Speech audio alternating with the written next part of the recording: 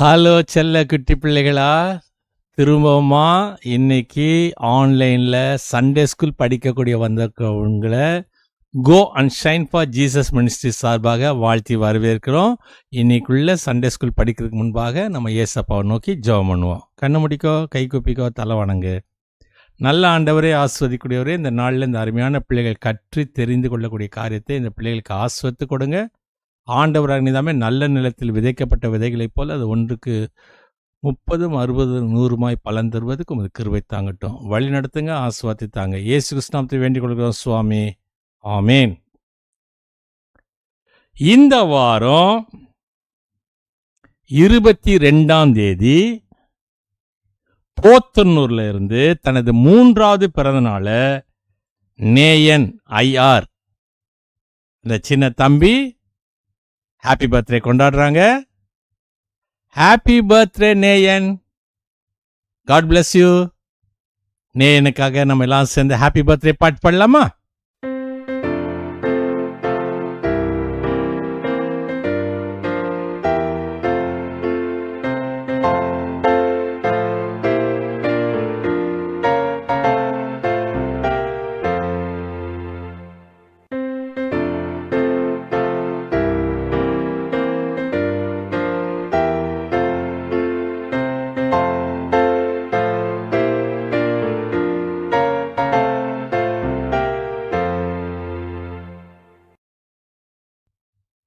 நேயனுக்காக நம்ம ஜெபம் பண்ணுவோம். நல்ல ஆண்டவரே, ஆஸ்வதிக்கக்கூடியவரே, இந்த அருமையான குழந்தைய நீங்கள் ஆஸ்வதிங்க, வழி நடத்துங்க, பாதுகாப்பை கொடுங்க. எல்லாவற்றுக்கும் மேலாக அருமையான பெற்றோர்களுக்கு ஆஸ்வதிக்கப்பட்ட மகனாய் விழுங்குவதுக்கு உதவி சென்மை கேட்கும். அது கிருபை தாங்கட்டும், வழி நடத்துங்க, பாதுகாப்பே வரலுங்க. சிறு வயது முதல் கொண்டே உங்களுக்கு பயப்படக்கூடிய பயத்தில் வளர்க்கப்படுவதற்கு உதவி சென்மாங்க. அது இயேசு கிறிஸ்துவின் பாதம் கெஞ்சி கொண்டாடுகிறோம் சுவாமி, ஆமேன். Happy birthday Neyan, happy birthday. Hello குட்டீஸ், வெரி குட் மார்னிங். எல்லாம் எப்படி இருக்கிறீங்க? நல்லா இருக்கீங்களா?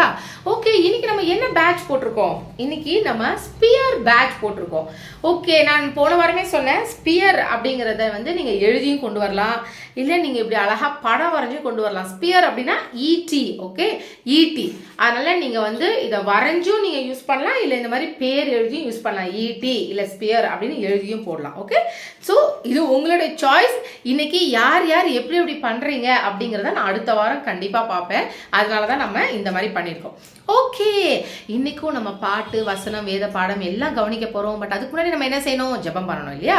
எல்லாம் கைகளை கூப்பிக்கங்க, கண்களை முடுங்க, தலைகளை தாழ்த்துங்க, நம்ம ஜெபம் பண்ணலாம். அன்புள்ள இயேசு சுவாமி, எங்களுக்கு மீண்டும் ஒரு நாளை கொடுத்துருக்கிறீங்க, உங்களுக்கு நன்றி ஏசப்பா. இன்னைக்கு நாங்கள் படிக்கக்கூடிய பாட்டு, வசனம், வேத பாடம் எல்லாவற்றையும் எங்களுக்கு ஆசீர்வதிங்க. உங்களுக்கு பிரியமுள்ள பிள்ளையா நாங்கள் நடக்க எங்களுக்கு உதவி செய்யுங்க. இயேசு மூலம் ஜெபங்களோ நல்ல பிதாவே, ஆமேன். ஓகே, இப்போ நம்ம இப்போ எந்த டைமுக்குள்ள வந்திருக்கோம் தெரியுமா? இப்போ நம்ம ஆக்ஷன் சாங் பாடுற டைமுக்கு வந்திருக்கோம். ஆக்ஷன் சாங் பாட போறோமா? இப்போ எல்லாம் உட்காந்துருக்கிற இடத்துல நம்ம எழுத்து நின்னோம்னா சாமன்னா நமக்கு பாட்டு போடுவாங்க, அழகா ஆக்ஷன் சாங் ஒன்று போடுவாங்க. நம்ம எல்லாரும் கைகள் கால்களை அசைச்சு அழகா நம்ம ஆக்ஷன் சாங் பண்ணலாமா? எல்லாரும் ரெடியா இருக்கீங்களா? அப்போ எல்லாரும் உட்காந்துருக்கிற இடத்துல இருந்து அழகா எழுந்து நில்லுங்க.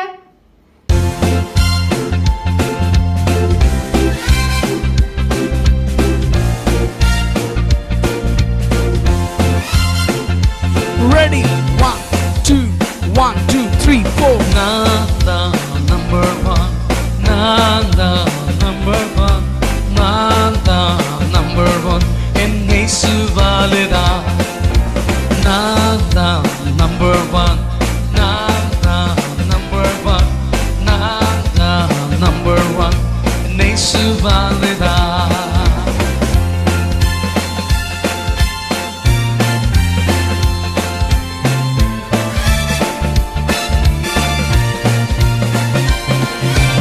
Studies number 1 nanda, sports number 1 nanda, gunatila number 1 nanda, ellatila number 1 nanda.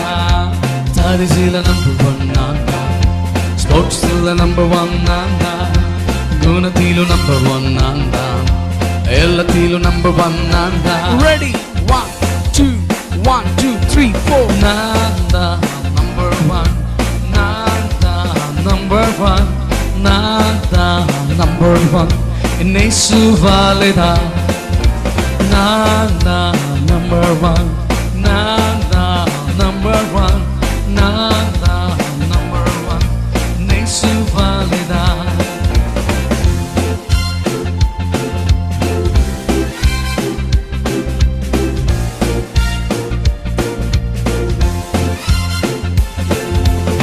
தினமும் ஜெபிப்பேன் வேதம் வாசிப்பேன் தேவ சித்தம் செய்து நான் முடிப்பேன் தினமும் ஜெபிப்பேன் வேதம் வாசிப்பேன் தேவ சித்தம் செய்து நான் முடிப்பேன்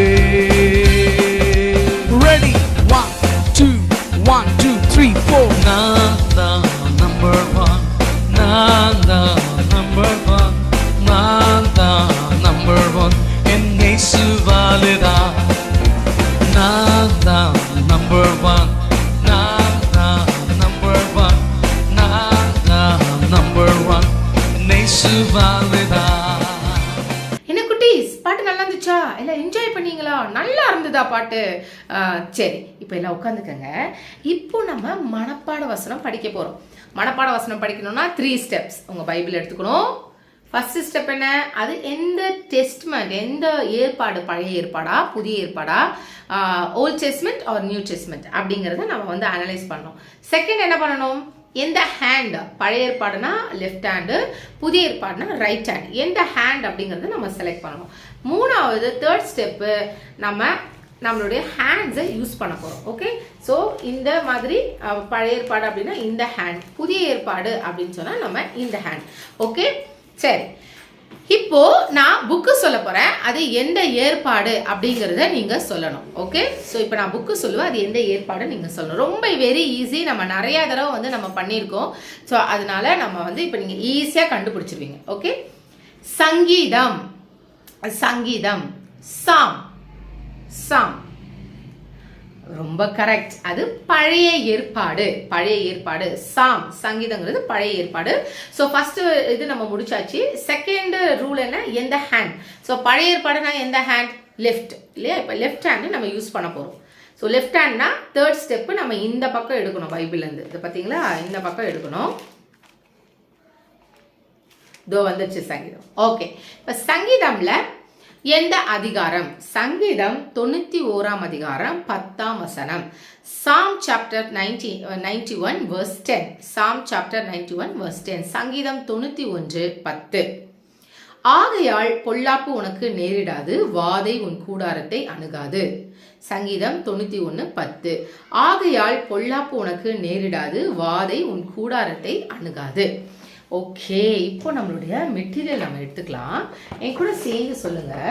ஆகையால் பொல்லாப்பு உனக்கு நேரிடாது, வாதை உன் கூடாரத்தை அணுகாது. சங்கீதம் 91:10. கூடாரம் அப்படின்னா என்ன? கூடாரம் அப்படின்னா நம்மளுடைய வீடு. ஓகே, அந்த காலங்களில் வீடு அப்படின்னு சொல்ல மாட்டாங்க, கூடாரம். அவங்களுக்கு வந்து அப்படிதான் வந்து இருந்தது. எல்லா இடத்துலையும் போகிற இடங்கள்லாம் அந்த மாதிரி அவங்க போட்டு தான் அவங்க வந்து வாழ்ந்துட்டு இருந்தாங்க. ஸோ அது பேர் கூடாரம் அப்படின்னு சொல்லுவாங்க. ஓகே, கூடாரத்தை அணுகாது. சரி, இப்போ நம்ம என்ன பேட்ச் போட்டிருக்கோம்? ஸ்பியர், ஈட்டி. பொல்லாப்பு நேராது, வாதை கூடாரத்தை அணுகாதுன்னு சொல்கிறாங்க. போன வாரம் நம்ம எதுலேருந்து விட்டோங்கிறது உங்களுக்கு தெரியும். ஸோ இன்னைக்கு என்ன சொல்கிறாங்க, வேத பாடம் கண்டினியூஷன் என்ன பண்ணுறாங்க, அது எல்லாமே நம்ம பார்க்கலாம். ஸோ எல்லாம் கவனமாக பார்த்துட்டு வாங்க, நான் அப்புறம் நம்ம பேசலாம். ஹாய் குட்டீஸ், எல்லாரும் எப்படி இருக்கீங்க? இந்த வாரமும் பைபிள ஒரு உண்மையான சம்பவத்தை பற்றி பார்க்க போறீங்க. சரி, நம்ம தொடர்ந்து ஒரு பையனை பற்றி பார்க்குறோம். அவன் வாலிபன் ஆறான். அது யாருன்னு சொல்லுங்க பார்க்கலாம். இவ்வளோ வாரமாக நீங்கள் கதை கேட்குறீங்களே, யாரை பற்றி நான் பேசுகிறேன் சொல்லுங்க பார்க்கலாம். சொல்லுங்க, சும்மா உங்களுக்கு தெரிஞ்ச பேருங்களை சொல்லுங்க. பைபிள் இருக்க எவ்வளோ கேரக்டர்ஸ் பற்றி நம்ம பார்க்குறோம். போன வாரம் நம்ம பார்த்ததை பற்றி கரெக்டாக சொல்லுங்க பார்க்கலாம். கரெக்டாக சொல்லிட்டீங்களே, தாவீது, டேவிட். சரி, இப்போ டேவிட் வந்து எவ்வளோக்கு எவ்வளோ ஒரு பேர் பெருகிட்டே போதோ அவ்வளோக்கு அவ்வளோ ஒருத்தருக்கு அவர் மேலே கோவம் வந்துக்கிட்டே இருக்கு. அந்த ஒருத்தர் யாரு? எங்க போன வாரம் நான் சொன்னேன் பார்த்தீங்களா? கரெக்டாக சொல்லுங்க, யாருக்கு அவர் மேலே பொறாம வருது? தாவீது மேலே. கரெக்டாக சொல்லிட்டீங்க, சவுல். யார் இந்த சவுல்? அவர் பெரிய ராஜா. எந்த ஊரு ராஜா? இஸ்ரவேல் ஊரு ராஜா. சரி, இப்போ சவுலுக்கு தாவீது மேல ரொம்ப பொறாமையா இருக்கு. இந்த நேரத்துல வழக்கம் போல சவுல் அவரோட அரண்மனையில அவரோட ரூம்ல உட்காந்துருக்கும் போது ஒரு பொல்லாப்பான ஆவி அவர் மேல வருது. அவர் மேல அந்த பொல்லாப்பான ஆவி வந்தா என்ன ஆகும் நம்ம பார்த்துருக்கோம் தெரியுமா? இதுக்கு முன்னாடி கொஞ்சம் வாரத்துக்கு முன்னாடி கதையெல்லாம் என்ன பண்ணுவாரு? அவர் கோவத்துல கத்துவாரு, ஏதாவது வார்த்தைகளை சொல்வாரு, தீர்க்க தரிசனமா ஏதாவது சொல்வாரு. இந்த மாதிரி நடக்கும்போது அவரை அமைதிப்படுத்துறதுக்கு ஒரே ஒரு வழி இருந்துச்சு, நம்ம பார்த்தோமே. என்னன்னு சொல்லுங்க பார்க்கலாம். இங்க கரெக்டா சொல்றீங்களா பார்க்கலாம். கரெக்டா சொன்னீங்களே. தாவீது வாசிப்பாரு. வாசிக்கிற மியூசிக்கல் இன்ஸ்ட்ருமெண்ட்ல வரக்கூட மியூசிக்ல அவர் என்ன ஆவாரு, அப்படியே அமைதியாயிடுவாரு. அவரோட கோவம் அப்படியே கட்டுப்பாட்டுக்குள்ள வந்துரும். ஆனா இந்த முறை அப்படி நடக்கல. தாவீது என்னதான் வாசிச்சாலும் சவுலோட மனசுல அந்த பொறாமை வந்து பெருசாகிட்டே வருது. இல்ல இது எப்படி நடக்கும்? அவங்க எப்படி அந்த ஊர் மக்கள் வந்து நான் வெறும் 1000 அவன் 10,000 சொல்லிக்கிட்டே இருப்பாங்க. என் காதுல அந்த சத்தம் இன்னும் கேக்குது. நான் இந்த பையனை சும்மா விட மாட்டேன் அப்படின்னு அவர் புலம்பிக்கிட்டே இங்கேயும் அங்கேயும் இங்கேயும் அங்கேயும் நடந்துட்டு இருக்காரு. அவர் மனசு கொஞ்சம் கூட அமைதியே ஆகல. தாவீதும் அவர் பாட்டுக்கு அவர் வேலையை பார்த்துக்கிட்டு அவர் அந்த மியூசிக்ல இன்வால்வ் ஆகி அந்த பாட்டை பாடுறதுலயும் அந்த பாட்டுல கவனிக்கிறதுலயும் அதுலயே போயிடுறாரு. அப்போ ஒரு நேரத்துல சவுலுக்கு செம்ம கோவம் வருது. டக்குன்னு அவர் கையில ஒரு பெரிய ஈட்டி மாதிரி ஸ்பியர் வச்சிருக்காரு. அதை எடுத்து ஒரே குறி பார்த்து டொம்முன்னு அடிக்கிறாரு. யார் மேல? தாவீது மேல. ஒரு முறை குறி வச்சு அடிச்சிட்டாரா. தாவீது நினைச்சிட்டாரு, சரி இவர் அந்த கோவத்துல ஏதோ செஞ்சுட்டாருன்னு சொல்லிட்டு திருப்பியும் அவன் வந்து என்ன பண்றாரு, வாசிக்க ஆரம்பிச்சிட்டாரு அதே மாதிரி அந்த மியூசிக்க. அதுக்கப்புறம் என்ன ஆகுது, சவுலுக்கு கோவம் குறையல. ஏன்னா அவர் மனசுக்குள்ள அந்த வந்த பொல்லாப்பான ஆவி அவர் இன்னும் தூண்டி தூண்டி விடுது. இன்னமும் அவரை பொறாமப்பட வச்சுக்கிட்டே இருக்கு. மறுபடியும் ஈட்டி எடுக்கிறாரு. இந்த முறை திருப்பியும் அடிக்கிறாரு தாவீது. ஆனா கடவுள் பாருங்க, 2 முறையும் தாவீதை தப்பிக்க வச்சுட்டாரு அந்த ஈட்டிலேருந்து. அப்புறமா ஒரு வழியா சவுலோட மனசு காமாயிருது. ஆனாலும் அந்த பொறாமன்ற அந்த குட்டி சீடு நல்ல பெரிய மரமா பயங்கரமான பொறாமையா வந்து அவர் நெஞ்சுக்குள்ள இருக்கு. ஆனா இந்த நேரத்துல சவுல் இன்னொரு விஷயத்தையும் தெரிஞ்சுக்கிறாரு. 2 முறை போட்டும் தாவீது உயிர் தப்பிட்டான். அது எப்படி பாசிபிள்? எப்படி நடந்திருக்கும்? ஏன்னா கர்த்தர் தாவீதோட இருந்திருக்காரு. எப்படி தாவீது போருக்கு போகும்போது கடவுள் அவர் கூடயே இருந்து அவருக்கு வெற்றி கொடுத்தாருல, அதே மாதிரி அந்த பையனை இப்பயும் காப்பாத்தினது அந்த கடவுள் தான். அப்போ இவ்வளோ நாளா என்னைய வழி நடத்தின அந்த கடவுள் என்னை விட்டு போயிட்டாரு. இப்ப அந்த கடவுள் வந்து தாவீது கூட இருக்காரு அப்படின்னு சொல்லிட்டு அவனுக்கு இன்னமும் பயம் வந்துருச்சு. ஏன்னா கடவுள் நம்மளோட இருந்தாதானே நம்ம எல்லாத்துக்குமே சக்சஸ் ஜெயிப்போம். கடவுள் நம்மளை விட்டு போயிட்டா நமக்கு என்ன வரும்? எல்லாமே ஃபெயிலியர் வரும்ல. ஸோ அதனால சவுல் ராஜாக்கு இப்போ ரொம்ப கஷ்டமும் வந்துருச்சு, பொறாமையும் வந்துருச்சு. என்ன பண்றதுன்னு தெரியல. எப்படியாவது தாவீதை அந்த அரண்மனையில இனிமேல் நான் பார்க்கவே கூடாது. அவன் என் கண்ணுக்கு எதிராகவே வரக்கூடாது. அவனை எப்படியாவது போருக்கு இல்லை எங்கேயாவது ஒரு இடத்துக்கு அமுச்சிடணும். ஆனா அவன் கண்ணுக்கு முன்னாடியே வரக்கூடாதுன்னு சொல்லிட்டு எப்பப்போ போர்லாம் வருதோ அவனை 1000க்கு ஒரு அதிபதி ஆக்கி அவனை அந்த போருக்கு எல்லாத்துக்கும் அமுச்சு விட்டுறாரு. யாரு? சவுல் ராஜா. இவன் என் கையால சாவனாலும் பரவாயில்ல, எப்படியாவது மத்தவனுங்க யார் கையில சாவட்டும். ஆனா இவன் உயிரோடு இருக்கிறது இனிமேந்து நமக்கு பெரிய ஆபத்து. ஏன்னா கடவுள் அவர் பக்கம் போயிட்டான். அப்போ நான் என்ன பண்ணுவேன்? எனக்கு யார் இருப்பா அப்படின்னு சொல்லிட்டு அந்த பொறாமை ஏற ஏற அவனுக்கு இன்னும் கோவம் வந்துருச்சு. எப்படியாவது இந்த தாவீதை ஒழிச்சு கட்டணும் அப்படின்னு சொல்லிட்டு திட்டங்களும் போட ஆரம்பிச்சாரு. இப்போ தாவீதுக்கு நிறைய நெருக்கடி வருது.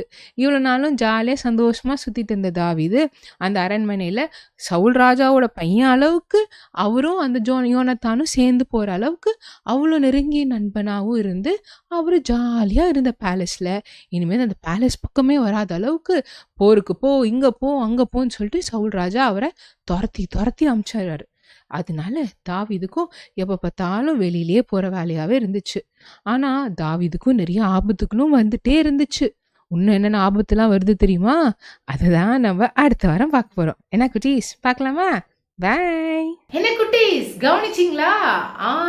எவ்வளவு ஒரு பெரிய ஒரு இது நடக்குது இல்லையா? ஈட்டியில அவரை கொலை செய்யறதுக்கு சவுல் வந்து அவ்வளவு யோசிக்கிறார். அப்ப அவர் மேல ஒரு எவ்வளவு ஒரு பொறாம, எவ்வளவு ஒரு வெறி இல்லையா? இன்னைக்கும் நம்மளை சுற்றி நிறைய பேர் அப்படிதான் இருக்கிறாங்க. எப்படியாவது அவனை வந்து அழிச்சிடணும், எப்படியாவது அவனை வந்து இருக்கக்கூடாது அப்படின்னு இருக்கிற எத்தனையோ பேர் இருக்கு. நம்மளோட அப்பா அம்மாவுக்கு நிறைய பேர் அப்படி இருப்பாங்க. நீங்க வீட்டுல கவனிச்சிருப்பீங்க. இல்ல உங்களுக்குமே பள்ளிக்கூடத்துல உங்களை அந்த அளவுக்கு வெறுக்கிறதுக்கு சில பேர் ஆட்கள் இருப்பாங்க. உன்னோட கிளாஸ்மேட்ஸ் இருப்பாங்க. இல்ல உனக்கு பிரியமில்லாத நம்ம வீட்டுக்கு பக்கத்துல இருக்கிறவங்க யாராவது இந்த மாதிரி நமக்கு எப்பவுமே நம்ம குடும்பத்தை சுற்றி நம்மளை சுற்றி இருக்கிறத நீங்க பார்த்திருப்பீங்க. ஆனா வசனம் என்ன சொல்லுச்சு இன்னைக்கு? பொல்லாப்பு உனக்கு நேரிடாது, வாதை உன் கூடாரம்னா நம்மளுடைய வீடு இல்லையா? நம்மளோட வீடு அணுகாது. நம்ம ஏன் பயப்படணும்? நமக்காக அந்த மாதிரி எல்லாம் செய்யணும் அப்படின்னு நினைக்கிறவங்க இதுக்கதான் செய்வாங்க. ஆனா நம்ம அதை பற்றி கவலைப்படக்கூடாது. அப்ப நம்ம என்ன செய்யணும்? அவர்களையும் நேசிக்கணும். இங்க தாவீது என்ன பண்ணாங்க பாத்தியா? தாவீதுக்கு நல்லா தெரியுது சவுல் என்ன பண்றாரு, என்ன விரோதிக்கிறாரு, என்ன காலி பண்ணணும்னு நினைக்கிறாரு, என்ன சுத்தமா அழிச்சிடணும். ஏன்னா அவ்வளவு ஒரு பொறாமை. ஏன்னா இவர் ஒரு ராஜா. நான் போன வாரமே நம்ம சொன்னோம் இல்லையா, ஒரு ராஜா அதற்கு மேல இருக்கவங்க மேலதான் பொறாமப்படணும். ஆனா இங்க ராஜா யார் மேல பொறாமப்படுறாரு? சாதாரண ஒரு மனுஷன் மேல பொறாமப்படுறாரு. ஏன் பொறாமப்படுறாரு? நான் அதுக்கும் காரணம் சொன்னேன். ஏசு கிறிஸ்து கர்த்தர் நம்மளோட இருக்கும்போது பாக்குறவங்களுக்கு அப்படிதான் வரும். ஏதோ நம்ம கிட்ட எல்லாமே இருக்கிற மாதிரி ஒரு பொறாமை குணம் கண்டிப்பா வரும். சரி, அப்போ இந்த வாரம் நம்ம இதுல இருந்து என்ன கற்றுக்கொள்ள போறோம்? நம்ம மேல அப்படிப்பட்டவங்க அழிச்சிடணும், அப்படி பண்ணிடணும், நம்ம அப்பா அம்மாவை சுற்றி, நம்மளோட குடும்பத்தை சுற்றி, நம்மளோட வீடை சுற்றி இப்படிலாம் இருந்தாலும் நம்ம எதுக்குமே கவலைப்படக்கூடாது. ஏன்னா ஏசப்பா நம்மளோட இருக்கிறாரு. இரண்டாவது காரியம், நம்ம அவர்களை நேசிக்கணும். இங்க தாவீது அதை செஞ்சாரு இல்லையா? தாவீதுக்கு நல்லா தெரியுது அவர் செய்யறாரு, நம்மளை வந்து கொலை செய்ய தேடுறாரு, நம்மளை அழிச்சிடணும்னு நினைக்கிறாரு. ஆனா அவர் அதற்காக எதுவுமே நின்று சண்டை போடவே இல்லை. அவர் அதை தன்னை தான் காப்பாத்திக்கணும்னு நினைச்சாரே தவிர அவரு சவுலை அவர் வந்து அழிச்சிடணும், அவரை காலி பண்ணிடணும் அப்படின்னு அவர் நினைக்கவே இல்லை. அன்பு குட்டி தம்பி தங்கச்சி, நீங்க சின்ன பிள்ளைகளா இருக்கீங்க. இன்னும் வளர வளர இந்த சமுதாயத்துக்குள்ள போகும்போது கடைசி வரைக்குமே இந்த உலகத்தினுடைய காரியங்கள் நமக்கு போராட்டங்கள் அப்படிதான் கொடுக்கும். ஆனா நம்ம அதுல இருந்து எப்படி இருக்கணும்னா, நமக்கு யார் என்ன பண்ணாலும் we should love them. Okay, we have to love your enemies. நம்ம பகைக்கிறவர்களை நம்ம நேசிக்கணும். அது ரொம்ப ரொம்ப கடினமான ஒரு விஷயம். ஆனா அது எப்போ வரும் தெரியுமா? கிறிஸ்துவின் அன்பு நமக்குள்ள இருக்கும்போது, ஏசப்பா நமக்குள்ள இருக்கும்போது ஏசப்பா நமக்கு சொல்லி கொடுப்பாங்க, இல்ல வேண்டாம், நீயாவே இரு, அவர்களுக்காக நீ பாவம் செய்யாத, நீ பாவம் செய்து நீ என்ன செய்யக்கூடாது, நம்ம ஏசப்பா கிட்ட இருந்து நம்மளுடைய குடும்பத்துக்கு நம்ம ஆசீர்வாதங்களை பெற்றுக்கொள்ளணுமே தவிர சாபங்களை பெற்றுக்கொள்ளக்கூடாது. ஓகே, இல்ல கைகளை குப்பிக்க, கண்களை முடிக்க, தலைகளை தாத்திக்கோ, நம்ம ஏசப்பா கிட்ட கேட்கலாம். அன்புள்ள இயேசு சுவாமி, இது ரொம்ப ஒரு கடினமான காரியம் ஏசப்பா. எங்களுடைய எனிமீஸை நாங்க எப்படி ஏசப்பா நாங்க நேசிக்கிறது, எங்களுடைய பகைவர்களை நாங்க எப்படி ஏசப்பா அன்பு செலுத்துறது? ஆனா எங்களுக்கு உதவி செய்யுங்க. நீங்க எங்களோட இருக்கும்போது எல்லாவற்றையும் எங்களால செய்ய முடியும். ஆண்டவரே எங்களுக்கு உதவி செய்யுங்க, வழி நடத்துங்க. இயேசுவின் மூலம் ஜெபங்களோட நல்ல பிதாவே, ஆமென். ஓகே ஓகே, இப்போ நம்ம ஆக்டிவிட்டி செக்ஷனுக்குள்ள போக போறோம். ஆக்டிவிட்டி இன்னைக்கு நம்ம என்ன பண்ண போறோம் அப்படின்னா, முதல்ல இந்த மாதிரி ஒரு ஹார்ட்டின் ஷேப்பை நம்ம கட் பண்ணி போறோம். ஓகே, ஹார்ட்னே யாருக்கும் வராதுல கட் பண்றதுக்கு, பட் அது ட்ரை பண்ணி அதை அழகா கட் பண்ண ட்ரை பண்ணுங்க. கட் பண்ணதுக்கு அப்புறம் நம்ம இதுல என்ன பண்ண போறோம் தெரியுமா? இப்போ இதுல நம்ம என்ன பண்ண போறோம் அப்படின்னா, நீங்க இதுல ஃபேஸஸ் ஒட்ட போறீங்க. என்ன ஃபேஸ் இருக்கு? எல்லாமே அப்படியே சேடா, அப்படியே நம்மள கோவம், அப்படியே எப்ப பார்த்தாலும் நம்மளை பத்தியே பேசிட்டு இருப்பாங்க. ஓகே, நம்மள மேலேயே இருப்போம், நம்ம மேலேயே எண்ணங்கள் இருக்கும், நம்மளை பத்தியே யோசிப்பாங்க, நம்மளையே இது பண்ணிட்டு இருப்பாங்க. இருக்கட்டும், ஆனா ஏசப்பா நமக்கு சொன்ன காரியம் என்ன? Love your enemies. Okay, so இந்த மாதிரி அழகா ஒன்று பண்ணிக்கலாம். இதை எழுதி நம்ம என்ன பண்ண போறோம்? இதுல லவ் யோர் எனிமீஸ், நம்ம பகைக்கிறவர்களை நம்ம நேசிக்கணும். அப்ப நேசிக்கணும்னா என்ன பண்ணணும்? போய் அவங்க கிட்ட போய் நம்ம ஒவ்வொரு வாட்டி அவங்களை குஞ்சி குழாவி எப்படி பண்றீங்க, ஏன் இப்படிலாம் பண்ணுங்க, அப்படிலாம் பேசணுமா? அப்படிலாம் பண்ணணும்னு அவசியம் இல்லை. ஆனா அவர்களை அவங்க பண்றதுக்கு ஈடு இணையா நம்மளும் திருப்பி எதுவுமே செய்யாம இருக்கிறது தான் நமக்கு ஏசு கிறிஸ்து நமக்கு சொல்லி கொடுக்குறது. சரியா? அவங்க பண்ணா நான் திருப்பி 4 பக்கம் பண்ணுவேன். நான் யாருன்னு தெரியுமா? உனக்கு மேல எனக்கு ஸ்ட்ரென்த் இருக்கு, நானும் பண்ணி காட்டுறேன். நீ என்ன இப்படி பண்றல, இரு உன்னை ஸ்கூல்ல நான் என்ன பண்றேன் பாரு, உன்னை எப்படிலாம் நான் பண்றேன் பாரு. அப்போ நமக்காக வழக்காடுகிறவர் அங்க என்ன செய்வார்? ஒண்ணுமே செய்ய மாட்டாங்க இல்லையா? நம்ம அமைதியா இருக்கும் போது ஏசு கிறிஸ்து அங்க வேலை செய்வாங்க, ஏசப்பா நமக்காக அங்க வேலை செய்வாங்க. இன்னொன்னு, நம்ம அவர்களுக்காக இறங்கி போய் நம்ம அப்படி ஏதாவது செஞ்சோம் அப்படின்னா ஏசப்பாக்கு பிடிக்காது இல்லையா? நம்மளோட அல்டிமேட் கோல் என்ன? நம்ம யாரை ஹாப்பியா வச்சுக்கணும்? நம்ம ஏசப்பாவை ஹாப்பியா வச்சுக்கணும். அப்ப இந்த மாதிரி காரியங்கள்லாம் நம்ம பண்ணணும்னு அவசியமே இல்லை. பண்றவங்க அதுக்கு பண்ணிட்டு போட்டோம். ஆனா நம்ம, நான் யார் தெரியுமா, நான் என்ன பண்ணிடுவேன் தெரியுமா, நான் அவங்களுக்கு வச்சு காமிக்கிறேன், நான் யாரு அதெல்லாம் நம்ம வேலை இல்லை இல்ல. நம்ம அதெல்லாம் நம்ம வேலை இல்லை. நம்ம அப்படிலாம் இருக்கணும்னு அவசியமும் இல்லை. ஏசப்பா நம்ம கூட இருக்கும்போது ஏசப்பா நம்ம யாருங்கிறத அவங்களுக்கு காமிப்பாங்க. ஓகே, நம்ம யாருங்கிறத ஏசப்பா காமிப்பாங்க. நம்ம போய் யாருக்கும் எதையும் காமிக்கணும்னு அவசியம் இல்லை. அப்போ அவங்களுக்கு என்ன வரும்? உண்மையில பொறாமை வரும். ஓகே, அதுக்கும் ஏசப்பாவனை காப்பாற்றுவாங்க. ஸோ குட்டி தம்பி தங்கச்சி, இது அழகா உன்னோட இடத்துல ஒட்டிக்கோ. உனக்கு யார் என்ன கெடுதல் பண்ணாலும் என்ன பண்ணாலும் ரொம்ப கஷ்டமா இருக்கும், ரொம்ப கோபம் வரும், பயங்கர டென்ஷன் ஆகும். ஆனா கவலைப்படாதீங்க, உங்களுக்காக யுத்தம் பண்ணுகிறவர் ஏசப்பா அவங்க கூடவே இருக்கிறாங்க. உனக்காக எல்லா காரியங்களையும் கேட்கறதுக்கு ஏசப்பா கூடவே இருக்காங்க. நீ என்ன பண்ணணும் தெரியுமா? ஏசப்பா எனக்கு உதவி செய்யுங்க, ஏசப்பா என்னை இப்படி கஷ்டப்படுத்துறாங்க, எனக்கு உதவி செய்யுங்க, ஏசப்பா அந்த பொண்ணு கிளாஸ்ல எப்ப பார்த்தாலும் எனக்கு ஏதாவது வேணும்னு பண்ணிக்கிட்டே இருக்கா,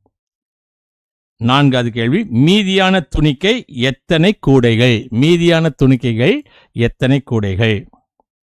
எந்த சீடர் கடலின் மேல் நடக்க பிரியப்பட்டார்? எந்த சீடர் கடலின் மேல் நடக்க பிரியப்பட்டார்?